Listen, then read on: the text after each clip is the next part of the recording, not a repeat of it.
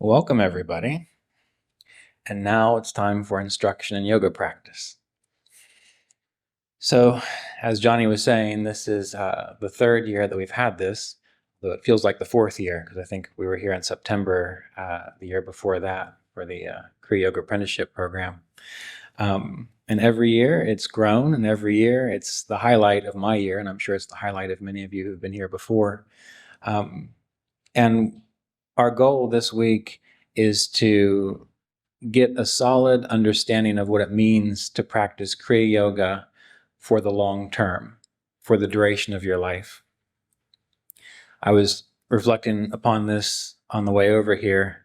I was thinking about Mr. Davis, my Kriya Yoga teacher, and I realized, I've thought about this a lot, so I didn't just realize it, but I realized that he met Paramahansa Yogananda when he was 18 years old. He left his farm in Ohio and he hitchhiked to California, and he met Paramahansa Yogananda on Christmas Eve, 1949. And from that point forward, he served as a Kriya yogi, meditating on his own, becoming as realized as he could be. And he spent 70 years of his life in that role, writing, teaching, traveling. Essentially, as it was described to me the other day when I was down in Asheville, one of my, brother disciples, Michael Getch, he said the thing he appreciated most about Roy, aside from his intelligence, his devotion, his capacity to share wisdom, was that he was just like a drummer that just kept beating the drum year after year after year. And if people wanted to come and learn from him, if people wanted to go in the same direction that he was going, they were welcome to follow the beat of the drum. And he didn't dramatize it. He was just always there. He was always consistent. He was always present. And I was asked, I think last fall, a student asked me, how is it that you remain so devoted to the path, to Mr. Davis, and to the Kriya Yoga practices? And that struck me as an odd question, because I never thought to myself, how do I remain devoted to this path? Once I met Mr. Davis 25 years ago, I knew immediately that this is what I needed in my life.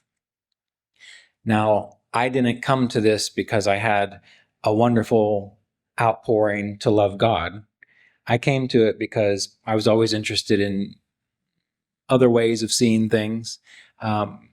I was interested in philosophy. I was interested in psychology, and I wanted to know what the hell's going on.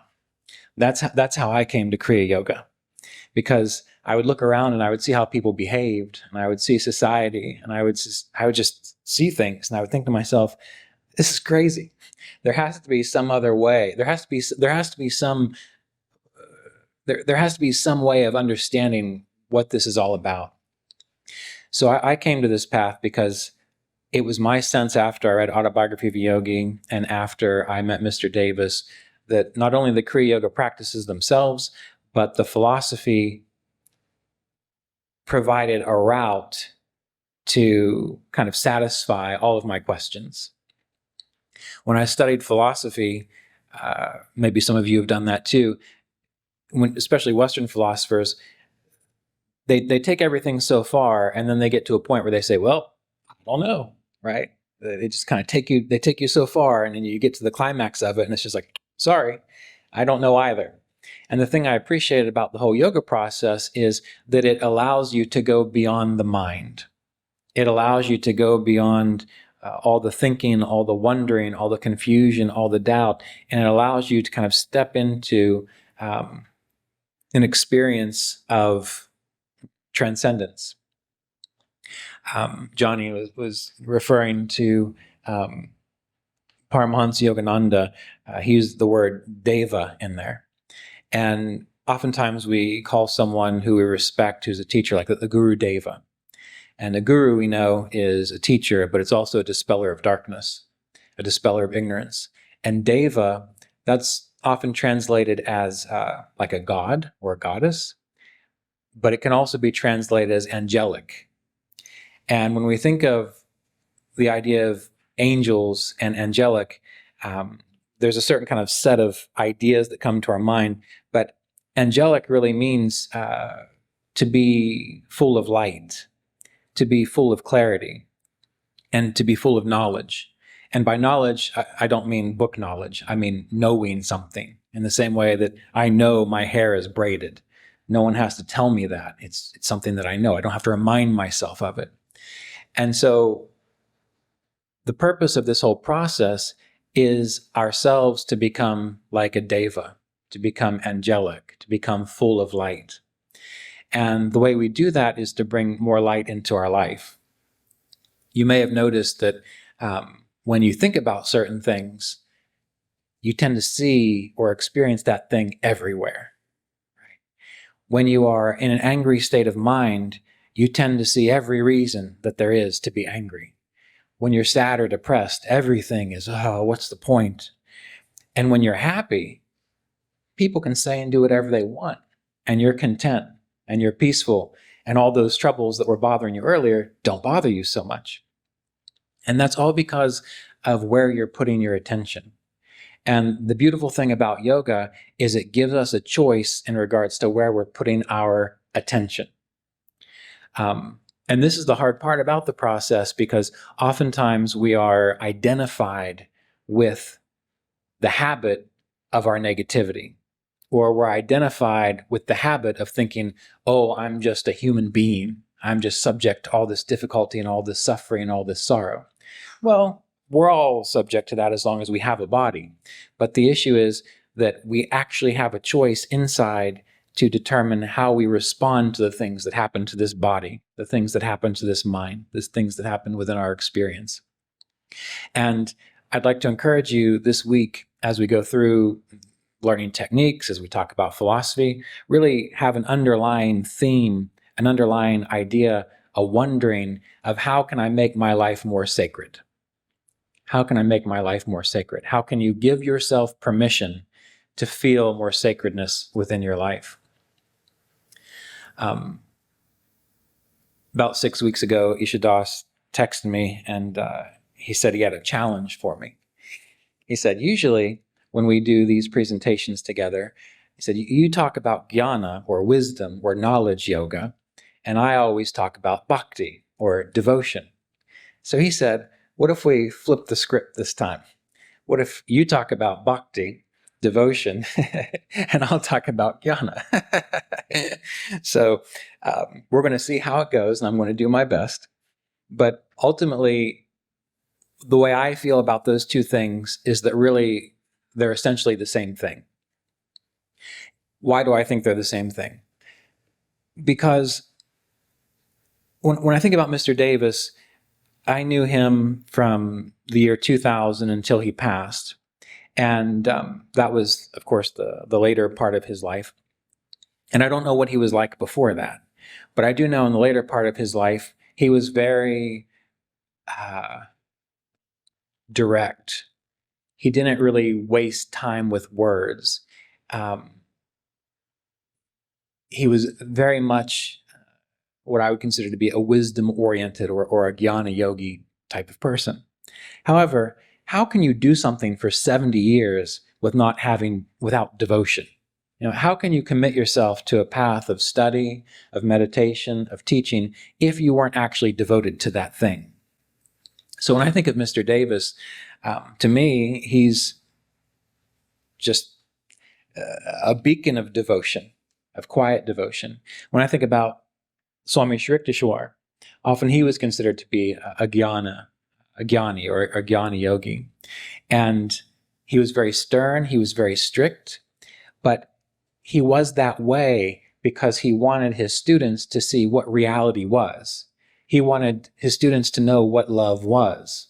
In the Holy Science, I really need to memorize this because I talk about it a lot and I never seem to have it just right. But there's a quote that he pulls out of the Bible where he essentially he says, this is as if God is talking to you, or God is talking to a student or a disciple or a devotee. He says, I have seen how you have labored. I have seen how you have toiled. I have seen how you've experienced false prophets or false teachers. And I've seen what you have gone through. and I still love you. He says, but I only hold one thing against you, and that's that you left your first true love, right? And Sri Yukteswar quotes this because the whole purpose of yoga is to return to the experience of that one true love. And in order to do that, you have to be responsible. You have to approach it in an intelligent way. You have to know, in a sense, what your beloved loves, right? So if you love someone, don't you want to get to know them better? So you know what kind of flowers they like. So when you bring them a flower, they also feel that love. When you know someone, you know what kind of music they like. You know what kind of service they appreciate. You know what their love language is. So you have to learn about them. You have to have knowledge in order to be able to appropriately show and manifest love, right? So in my experience, the idea of devotion and the idea of bhakti and jnana and wisdom, they're actually the same. They're actually the same thing. Now, I'm not going to use that as an excuse to get out of the talk on bhakti, but that is my experience. And what's important about this path is to recognize that it is a lifelong path, and it is a lifelong path of learning, of change, of growth. When we were in Ireland last year for a retreat we were doing, about halfway through the week, someone said, well, isn't there a shortcut? And it occurred to me, this is the shortcut. We have this vast universe. We have infinite divinity that we can learn. We can learn to experience. And what is one lifetime to do that? It's nothing compared to the millions of billions of years that things have existed. So this is the shortcut. And when Mr. Davis would often be asked, are you enlightened? And many of you know that's a trick question, right? Because if you say, I am enlightened, well, then, of course, you're just egotistical. And if you say, I'm not enlightened, then why would I listen to you in the first place? But he had a wonderful response to that question. He said, all I know is I'm a little more awake each day. I'm a little more awake each day. And what I appreciated about Mr. Davis, well, one of the things I appreciated about Mr. Davis was his consistent dedication to growth and inner realization. He's probably published, I think, over 40 books in his lifetime. That's a lot of books. But there's only a handful of books that he actually felt was still valid. I remember when I was very enthusiastic and I was trying to help out his own ministry, someone gave me a copy of one of his first books called This is Reality, which was a commentary on the Yoga Sutras of Patanjali. And if I recall, I think he wrote that book in 1969. So that would have been, about 20 years after he had met Mr. Paramahansa Yogananda. And I got that book, and what I decided to do was I stuck it in front of my computer, and I typed the whole thing out in a Word document, thinking that, oh, well, now he'll have, a modern version of the file, and he can republish it if he wants to. So I didn't tell him what I was doing. I typed it all out, and I sent it to him, and he said, well, that's okay. We don't need that. He says, that doesn't reflect my current understanding. And there are several books that he put out that he never really republished because as the years went on, his own understanding grew and changed. So to see that in a person, to me, that's also inspiring, because when you meet someone who thinks they know it all, you should be very careful. Because if they think they know it all, then in a way, their capacity to be alive and dynamic has become arrested. They might know some very good things, some very specific things, but to think that they know it all, that's a dangerous state to be in. So as you go through this process, it's good to think of yourself as almost like a perennial student. As long as you are alive, as long as you have a body, as long as you can breathe, you have the capacity to keep learning, to keep growing, to keep discovering deeper and deeper aspects of divinity. And I found that in my life, I've been surrounded by people like that. When I go to the gym, I work out with this 70-year-old biker. He's covered in tattoos. He's kind of scary, but he's really a sweetheart. And I talk to him, and he's still always learning more about fitness. He's always telling me more about certain exercises, about certain supplements, about things that he tried 20 years ago, 30 years ago, the things they used to do and the things they do now. He's still learning. One of the musicians that I play with, she's 77, and she's been playing music her whole life. And she recently started taking violin lessons again. She's been playing violin her whole life. And she decided to start taking lessons again because she thought there's just maybe something more that she could learn, something more that she can know. And so being surrounded by these people, what I love about them is that there's no pretentiousness. There's just this energy, this quality of consistent realization. It's as if they're really alive, like a plant that just keeps growing, not a plant that's dried out, and if you touch it, it breaks because it quit. It doesn't have life anymore. But they're like a plant that keeps growing and keeps changing and keeps evolving. Now, we don't want to become addicted to change and transformation, because we know that that's a possibility too. Do we have any astrologers in the room? No? Okay, one astrologer. Okay, well, that's good. There's only a few. I'm an astrologer, and one of the things that I noticed in the astrological community is pretty much every astrological event is going to bring about change and transformation and a new rebirth, right? Well, that's really great to get clicks. And it's also kind of true, right? Because every day, every moment is actually a new you. So that makes the astrologers right most of the time. But we don't want to get caught up in change and transformation just simply for the sake of change and transformation. We want to be able to study, to learn, to apply what we learn, to make it a part of us. And then once it becomes solid, once that stage becomes knowable to us, then we wonder, as Mr. Davis would say, well, what is beyond that? What is beyond even this?